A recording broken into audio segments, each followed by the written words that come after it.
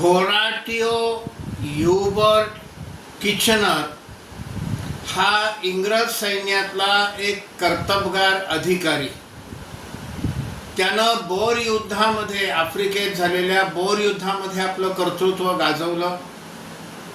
1902 साली हा कलकत्त्यातल्या फोर्ट विल्यममध्ये असलेल्या सैन्याच्या वास्तूमध्ये निवासासाठी आला.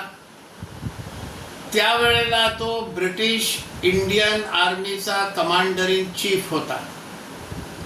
ही जी वास्तू आहे ही 1771 साली इंग्रजांनी कलकत्त्यामध्ये त्यांची जी राजधानी होती, कंपनीची राजधानी, त्या फोर्ट विल्यम मध्ये बांधली होती. 1902 पर्यंत त्याला नाव वगैरे काही नव्हतं. ती आर्मी मेस अशी ती होती. तिथे हा फील्ड मार्शल किचनर हा 1902 मध्ये राहायला आला.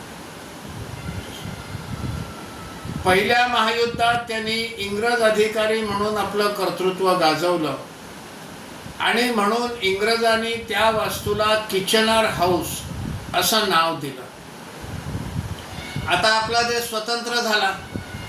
स्वतंत्र झाल्याला 75 वर्षापेक्षा अधिक काळ उलटून गेला आणि स्वतंत्र देशामधल्या वास्तूंना, जागांना ही आपल्या वीरांची नावं असावीत, आपल्या श्रद्धेची नावं असावीत, आपल्या श्रद्धास्थानांच्या नावाने या वास्तू आणि जागा ओळखल्या जाव्यात, हे कुठलाही स्वतंत्र देश करतो. पण आजपर्यंत ते झालं नव्हतं. फोर्ट विल्यमला विजयदुर्ग नाव हे देण्यात आलेलं आहे आणि आता नवीन म्हणजे या किचनर हाऊसला माणेकशॉ हाऊस असं नाव देण्यात आलेलं आहे.